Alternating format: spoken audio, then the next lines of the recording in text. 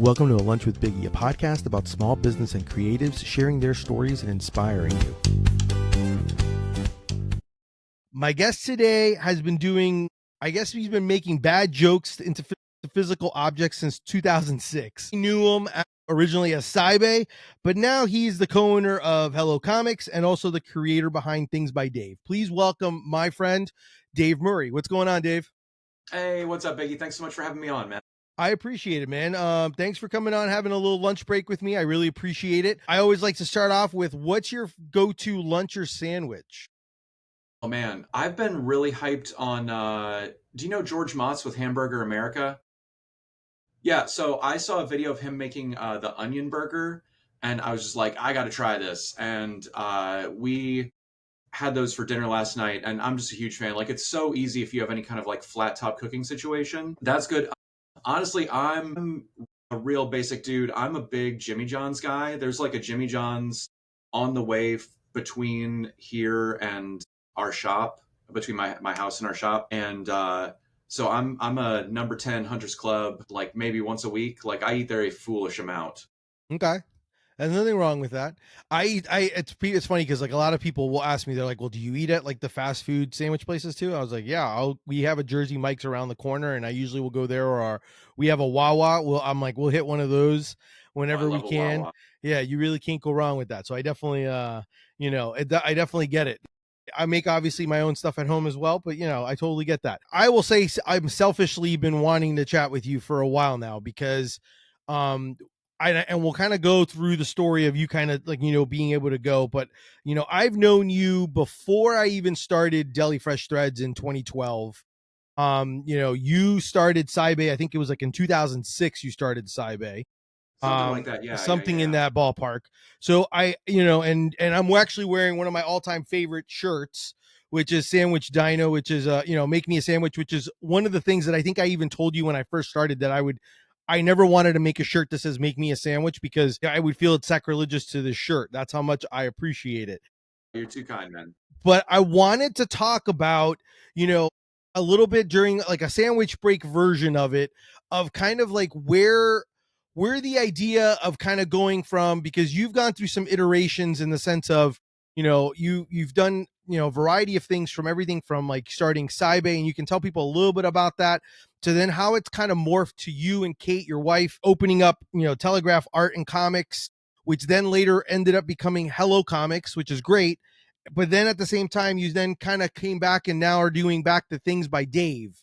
So you're doing so many different creative outlets that I kind of want to be able to kind of share a little bit about that, just because, and kind of hear your story a little bit, so people can kind of get to know you a little bit more. Yeah. So, Seibei was always just kind of like a fun creative outlet for me. I mean, the original Make Me a Sandwich shirt, I drew that, I mean, gosh, in maybe about like 15 minutes. I was learning to screen print, and I had built a press, and I was just like, I need a simple one color design to like just test out this press, make sure like it holds up registration. I mean, this was like very early days. I had like gotten plans for a screen printing press that involved like a Lazy Susan and like specialty clamps, and like this is before I like worked in professional shops and learned how to properly print. And I was working at a sandwich shop at the time, and so I guess make me a sandwich was just kind of a phrase in the forefront of my mind. And that dinosaur, actually, I had forgotten this when I first did it, but that was actually how my mom taught me how to draw dinosaurs, and like how she still draws dinosaurs with my kids. Like, so it's very like when I drew a dinosaur, like that form was just ingrained in me, thanks to my mom drawing with me a lot as a kid. And yeah, it's I feel like, so I constantly have like multiple jobs and creative outlets, and sometimes one gets more attention than the other. Like I'll kind of go through phases where like, I'm working on a bunch of like t-shirt and sticker designs. The comic book shop is always kind of in the forefront too, because there's so much going on there and so much I do as a co-owner. I took kind of like a half step back from it in order to take on a remote job as a manga proofreader and editor, which we can come back to. Yeah, it's kind of just like juggling and constantly giving one thing more attention than the others. I feel like something's always kind of moving to the back burner. Like I have less time than I'd like, and I have to like also be like a parent and a friend and a husband and all that in there too. But I'm just a kind of guy who has a lot of ideas and I like to stay busy. Like I feel like, I don't know, I probably should just like go to therapy, but I feel like staying busy helps keep me in a good mental state. No, I get that, and that's kind of in my realm. I think is the same thing. Like I kind of the balancing sometimes, and I'm pretty sure you probably get asked a lot of times, like, how do you do it? Like, how do you juggle it all? Because you definitely are doing a bunch of various creative outlets when it comes to that. Where so it was. Do you come from an artistic family? Because I think what I find I think what I enjoy most about like the stuff that you come up with is it's literally like you said, like it's a bad joke into physical objects. Like you actually, and one of the things that you did and that I actually followed for a bit was you used to have come up, you would make like these sheets with like shirts on it and then be able to kind of spend like just constantly like are doodling or coming up with ideas, and coming up with different shirt ideas or just different concepts. Was that something that you've always kind of had, or is that something that you were like you learned from your like your family, school? What was it that kind of led you to kind of do that or kind of illustrate some of the jokes or the ideas that you had in your head? So I like my family's always been very encouraging. My dad's a writer. My mom, they're both just kind of goofballs. They've always been very supportive and great. And but I think mostly the drawing came from just being like a bored kid in class and like doodling in my notebooks. And I found a good way to like make friends was to draw like goofy pictures to make people laugh like that. Like when I was a kid, I really enjoyed comics and I wanted to be a comic artist because I really enjoyed like that feeling of showing stuff to people and like getting a laugh. Just it was just kind of a weird goofball growing up, and I just kind of found a way to monetize that. Like I like making jokes that I think are funny, and seeing if other people think they're funny too. Like I try not to take any of it too seriously. And I'm just glad that some people have like latched onto it and like things, and some things completely tank and fall flat too, and that's great.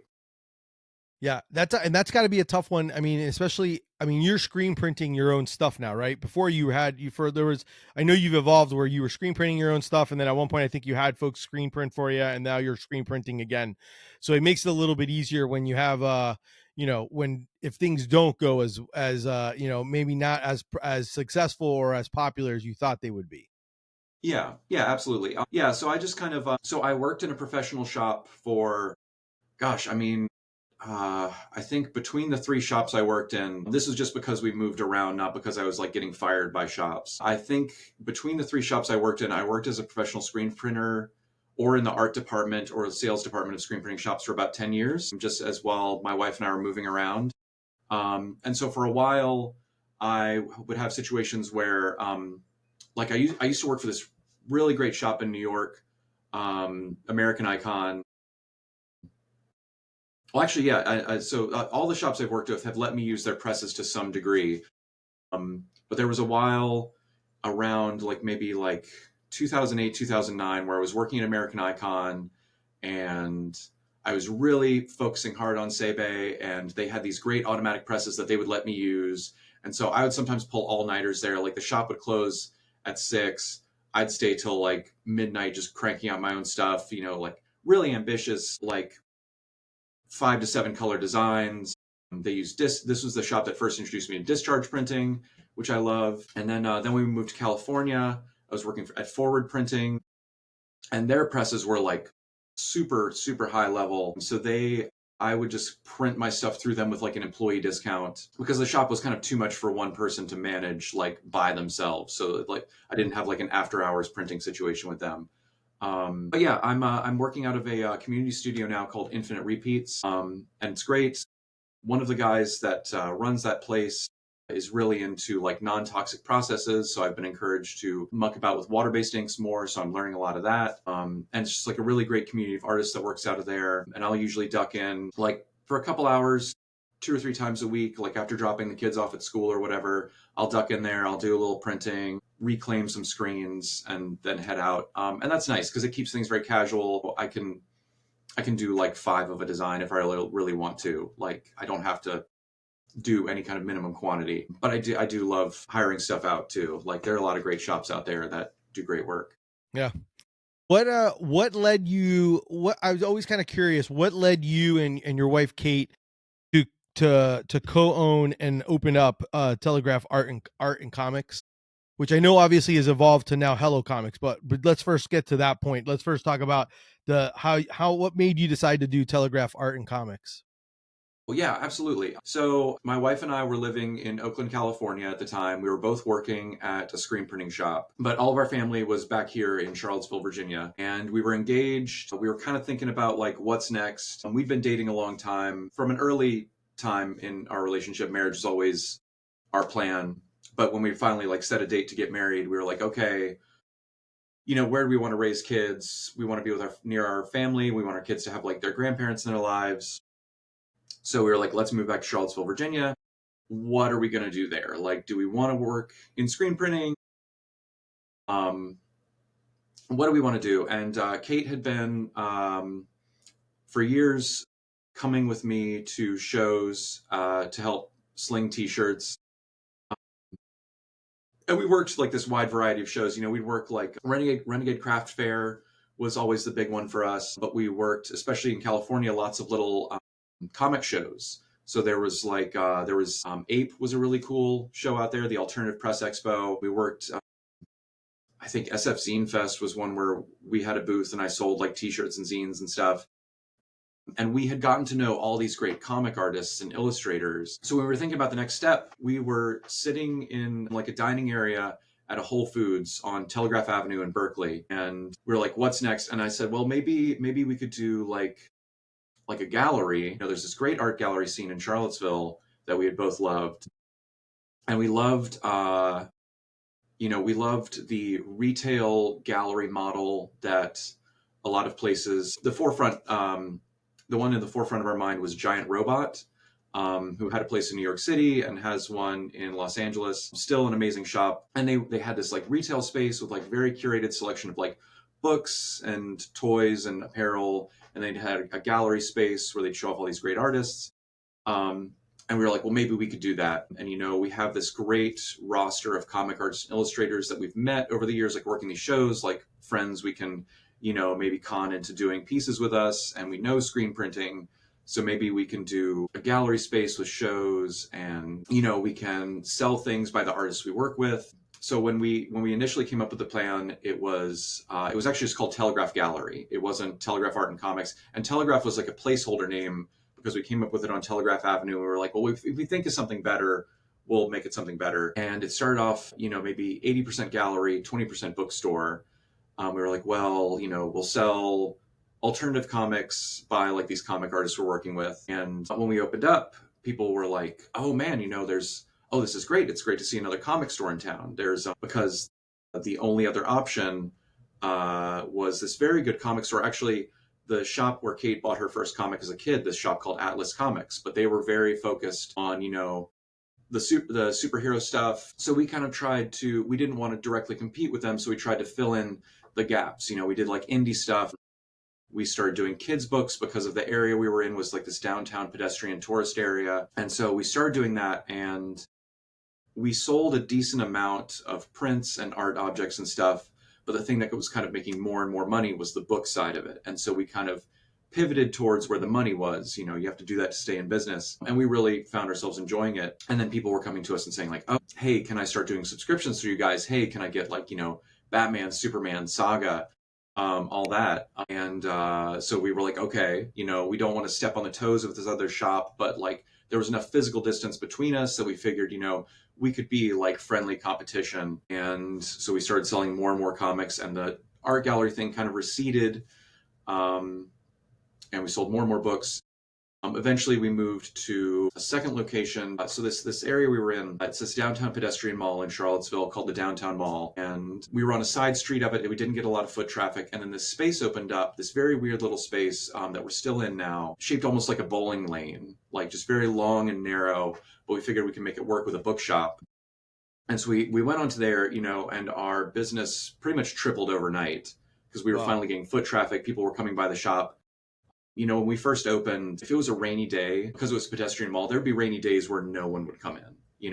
And as a small business owner, like it was absolutely maddening. Like I remember, you know, having several conversations with Kate, like, are we doing the right thing? Like, what are we doing? And we're like, well, if it's not going well by this time, or if we're unhappy, we can always just walk away. But then we moved into this new spot and things were going really well. And somewhere along here, when we started doing more comics, was when we changed the name to Telegraph Art and Comics to kind of reflect that change. And then eventually, this was around 2019, we realized like we're pumping as much like book as we can through this tiny little space. We need to open a second location. But because of the way our town is situated, Charlottesville's only so big. And we were like, well, if we open another spot in Charlottesville, it will be like a direct FU to the shop Atlas, who we had like a very we had a very amicable relationship with. Like we would shop at each other's shops. The owner, Jake, he was about our age, really nice guy, and like we were very friendly with him. And we were like, well, if we can't open a new spot, what Kate had this great idea. She was like, what if we try to buy them out? And that becomes our second location. And so Kate was like, I'm gonna talk to Jake. We're gonna make this happen. And she had kind of like, when he'd come in to shop, I think Kate told him one time, hey, if you ever want to sell, like we'd take good care of your customers. And he was like, that's good to know. Because he was sort of looking to get out of it. And I think one day Kate was like, I remember I was out and like just antiquing. Our youngest was in school, or our only child at the time was in school. I was out just like at antique malls, just goofing around. And Kate was like, hey, I ran into Jake. I see his car. I'm going to track him down and I'm going to talk to him and we're going to get a meeting with him. And so she saw him parked. And Jake actually works for us now. Skipping ahead, I don't know if he knows this story, but Kate saw him sitting in the parking lot of a Staples, like in his car, not like Yeah. sitting on the ground. And Kate was like, okay, I'm going to go into Staples and pretend I've just like come out and happened to walk by his car. And so she goes in and she bought some random stuff we needed, like Post-its and a computer mouse or whatever. And she came out and was like, oh, Jake, it's so nice to run into you. Hey, can we take you and your wife out to dinner? Like, I really want to talk to you about buying the shop, and she like set a date with him there. And like I'm really lucky to be in business with Kate. Like she's like I love her very much. She's the mother of my children, incredible wife, but also incredible. Like I feel like we make up for each other's deficiencies. Like we work very well together as business partners because she has this incredible focus that I lack. Like she's like, here's the things we need to get done. Here's how we're going to do them. And like, yeah, so she had set her mind to it that we were going to try and buy this guy's shop. And she was like, we're doing it. So we had dinner with them, with Jake and his wife, Ann Mason, and we took them out and we like got the ball rolling. And eventually we settled on a price. We acquired the shop.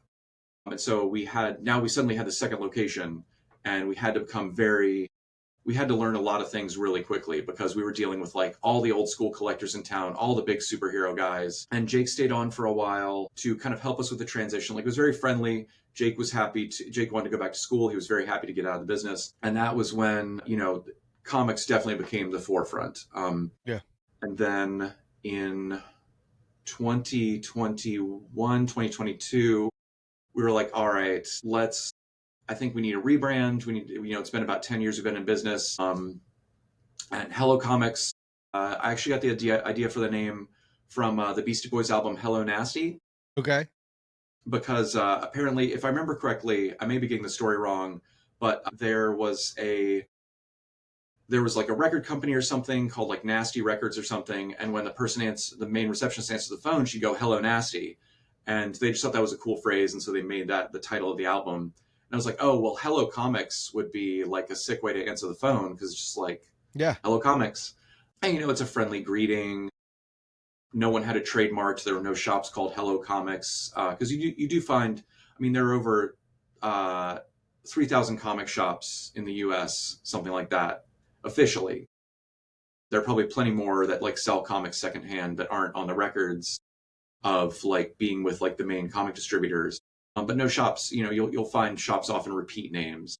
But there were no shops called Hello Comics, and we just liked it. And yeah, we did this whole rebrand, and it's worked out really well for us, I think.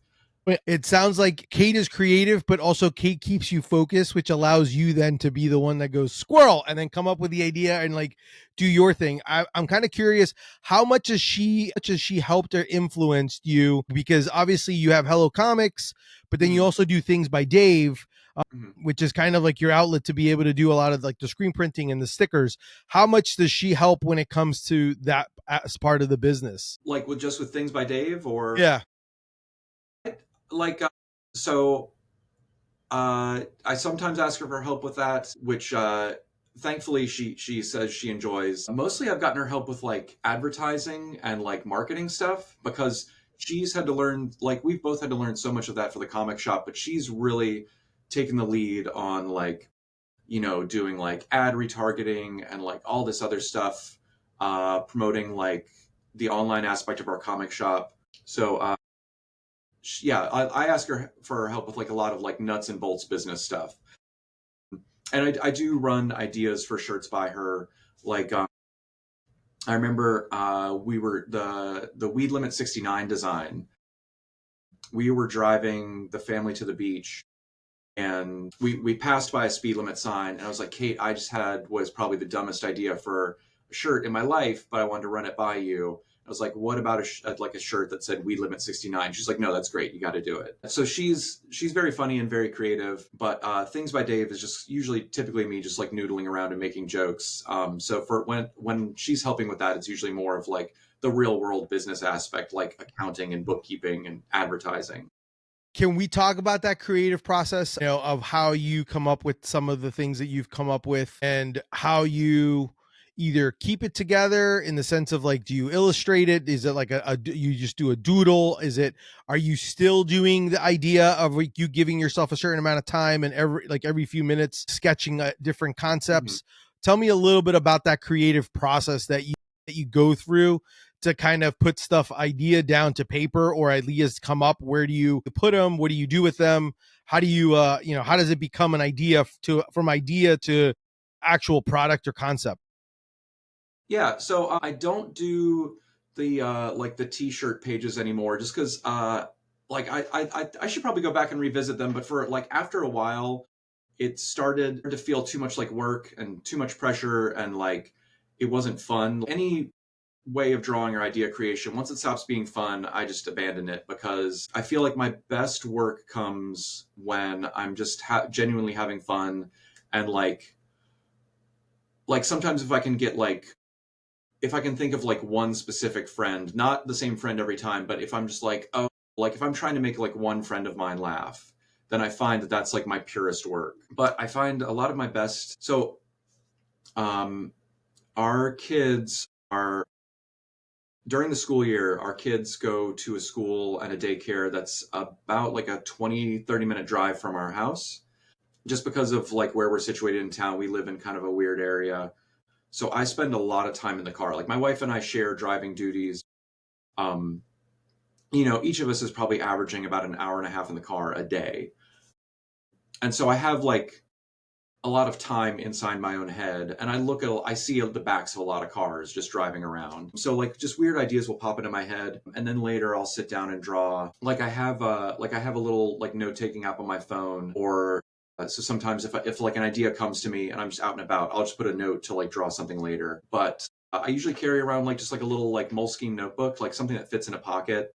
And if I have some free time, like if like I've taken my kids to the trampoline park and they're just goofing around, I'll just try and sit and just like draw. And um yeah, I feel like every time I need to make more of a daily habit of it, but I like to just sit and draw, and like as you put in the work, ideas will just come to you. I feel like if I sit down and I'm like, okay, I'm gonna make like a sticker, like that is too rigid. Like I feel like I just need to draw ideas, and then like some little phrase will come out, or something in the drawing will come out, or some little character I'll draw will like I'll see a little something there, and then I kind of pursue that and just like draw it over and over and try and like reiterate it, try different turns of phrase, try different like rhythms for it, like especially like on things like a bumper sticker where it's like a rectangular format typically. The way you order the letters can kind of adjust the rhythm of how it's read. So I'll try a lot of different options with that and just like,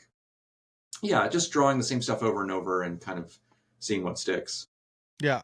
Has there been any, have, because you've come up with some, I will say, like, there's some stuff on there you've done there. Some of the designs have been very colorful. They're very, which is a lot of fun. But has there been one that you've kind of like surprised at how popular it became, or it was just like, this is just an idea I had, I threw it out there, and it like surprisingly was way more successful than you expected it to be? Yeah, here, I've got all my stickers above me. I'll grab a couple that surprised me. Let's see. Yeah, so this is my best-selling sticker by far. And yeah, this was just like a goofy idea. I don't even know where it came from. There was like one of my first batch of sticker releases when I was like branching out into it included that one. And I'm not even sure where it came from. Like I don't know. I think Let's about read it in case someone can't see it. What yeah, tell sorry. the listeners. Due to a wizard's curse, I am unable to wash this car. Yeah, I play a lot of Dungeons and I Dragons. was I gonna think a say lot that, about I'm wizards. assuming that kind of helped or inspired some of that. Yeah. And let's see. Silent but friendly. I love This that. one, thank you. Yeah. Yeah, and this was just like a goofy play on a fart joke that is done really well. This is one that like isn't super popular, but I'm glad it's sold well enough to justify its existence. Like because I love this one. And are there cavemen in heaven? Crash into me and let's find out together. Like I remember I was playing Stardew Valley, and there's a guy who lives on the outskirts of town. He like lives in a tent named Linus, and he kind of dresses like a caveman.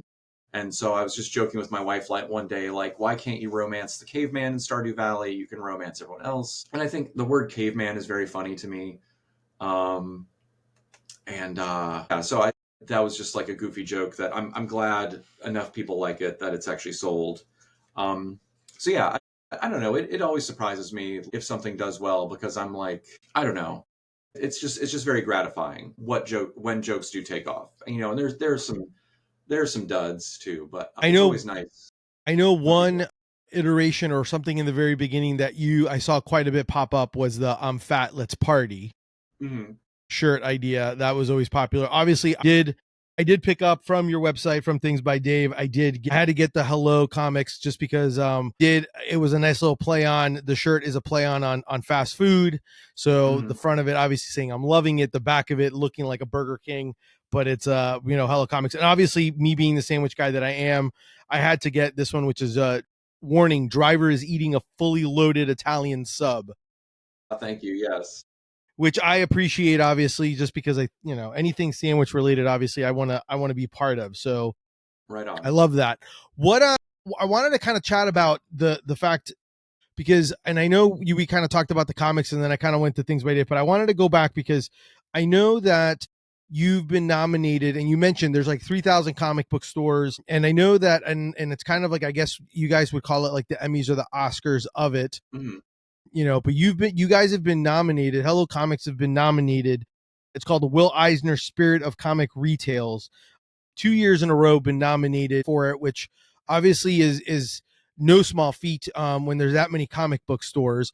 What do you think it is that reason, do you have a recipe, or do you think you guys kind of know what it is, of why the you getting that, they're kind of nominating you or kind of looking at it? I mean, I think it's something so important when small businesses and small shops, like, what do you think you guys are doing that's kind of that maybe it might be a recipe for someone else who has a small shop, that they may be like, hey, this, that's a good idea, we should try something like this, or hey, that makes total sense, why aren't we Mhm. doing this? Yeah.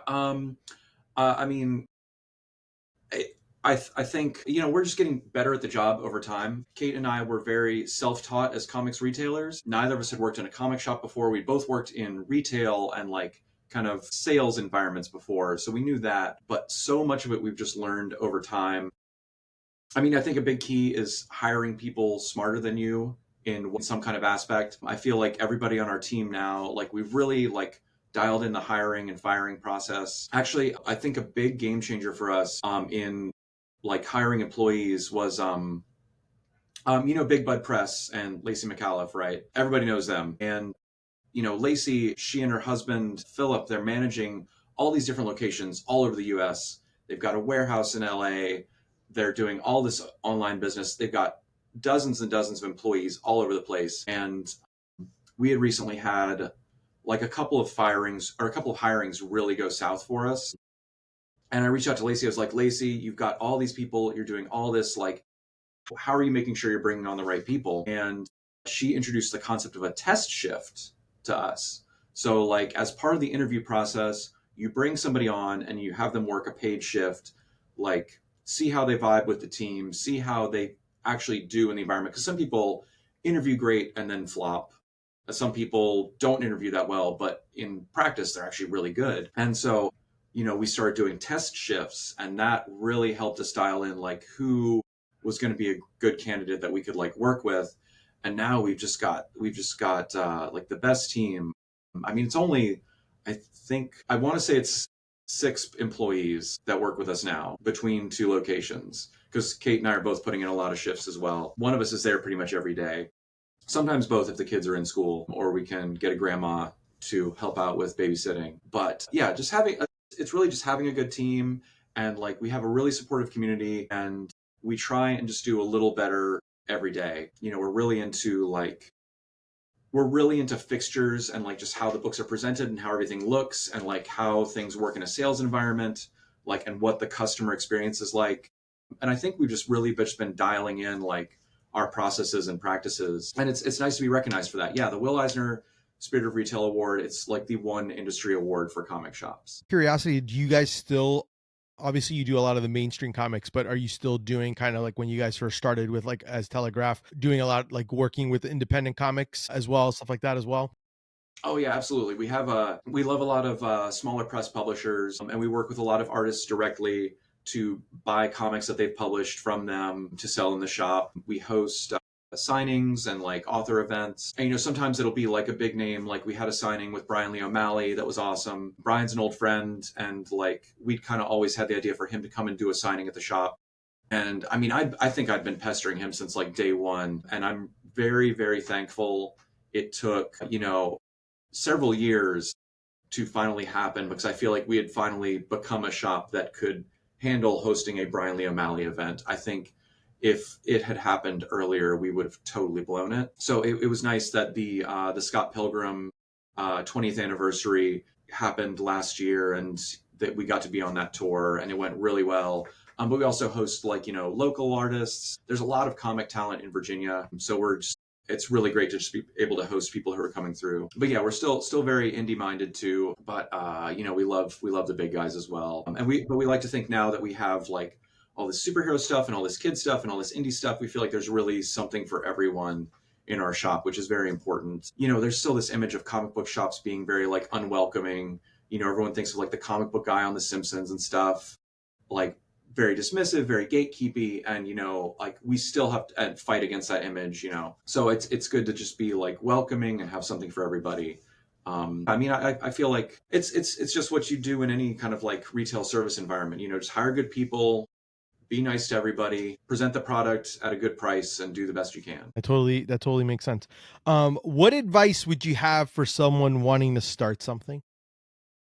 Yeah, absolutely. I mean, if you can find a way to start something at a small enough scale that you can like walk away from it at any time, I think that's huge. Like if you're thinking of starting a retail store, like a brick and mortar, maybe try like doing pop-ups and like working local shows, build a mailing list, build a following, see if the demand is there in your area. I think we could have benefited from that advice when we first started, because we went right into like a brick and mortar, and all's well that ends well, but it was rough going there for a bit. And I think we could have benefited from maybe doing a bit more like groundwork before that. Uh, but yeah, if yeah, and you have to find the joy in it. Like it has to be on some level gratifying for you, because there's going to be a lot of times where like it's not, where it's like it's draining money, it's not making money. it's draining you emotionally and physically. Like, you need to have something there that you enjoy. If you go into it just thinking that you'll make money, it's going to be a while before you do that. So you gotta have some love there or something. Yeah. Uh, Partnering up with people is great. Like, I'm very lucky that Kate and I both went into business together, but it's good to have more than one person starting out. You know, you get different perspectives, different strengths. I remember when we were in the process of buying Atlas Comics and folding it in as our second location. So the way that comic ordering timelines work, you're ordering things months and weeks in advance because publishers will print an amount of comics based on orders that come in. So, and then these are sent out to the shops based on those orders. So we were ordering, so Jake, who owned Atlas Comics and now works for us, he would come over to our house and we'd all work on the ordering together, and he'd, kind of advise us on the ins and outs of like his regulars, like, oh, this guy, he always gets the covers with Jean Grey on them. So order extra Jean Grey covers and set them aside for this guy. Like the little picadillos and, the things that a good retailer notices in Yeah. their regular. And then some kind of problem came up, and Kate and I like bounced ideas back and forth off of each other really quick, and like figured out a solution. And Jake was like, "Oh man, there's two of you. I never had a second one. It was always just me." And yeah, it's a real lonely business, any business, Yeah. if you're starting something new. So like, if you can partner up with somebody, that's great. Like, it really gives like added perspective, and two heads are better than one. Especially, like Kate and I, we're married and we love each other. We disagree on a lot of stuff, but if we agreed on everything, there'd be no point in us being business partners. I think you Yeah. need you need different perspectives. Yeah. No, I love that. I think that hits it. And I will say that it is lonely when you're doing a business by yourself or trying to do things by yourself. It's always nice to have that collaboration. I will say that I truly do appreciate, because I know you probably don't remember. I actually looked it up when I was doing my research. I emailed you before I started. You were one of the many people that I reached out to when I had the idea of starting my own brand and wanting to, and just kind of getting your tips and your suggestions and ideas. And I really do appreciate the fact that, like, and a lot of times, especially in the apparel business, you do have some folks that kind of keep things close to their vest. And that was something that I knew, at least, that I could always kind of reach out, or I can at least always, you were always very willing and giving. And that's something that I've always appreciated, Oh, during thanks, my man. during all my years doing Deli Fresh Threads. So I definitely Dude, I mean, it's appreciate it. it's, it's looking great these days. By the way, I'm Thanks, really, man. really proud of you, man. You're doing great. Thanks. I appreciate it. It's a lot of work. I definitely, when, like you said, it's not, you don't do it for the money. It's kind of it's a progress, it's a process, but it's definitely something that yeah, I do enjoy doing it, and that's something that I've always was inspired by what you did and what you've created, and then just the mere fact of, like, it's just really fun to be able to see. And I love the fact that you're back again doing things by Dave, just because I think that you really do have a creative outlet that's like really just a lot of fun, and just a Thanks, fun man. brand. So I definitely appreciate that. Where can people follow you? How can they support you? Give information about Hello Comics, give information about Things by Dave, anything else that you want to be able to show, tell folks where they can follow you and see more of what you're doing and what you're creating, and support you. Yeah, absolutely. So, Things by Dave is thingsbydave.com. I pretty much just use Instagram, and that's at Things by Dave. And Things by Dave was very much a placeholder name that has just kind of stuck. And now I have it printed on thousands of stickers, so I should probably just keep it. But yeah, during lockdown, actually, I realized the name Seibei just wasn't really, like, it didn't really feel like a part of me anymore. Like, that was a name that I picked.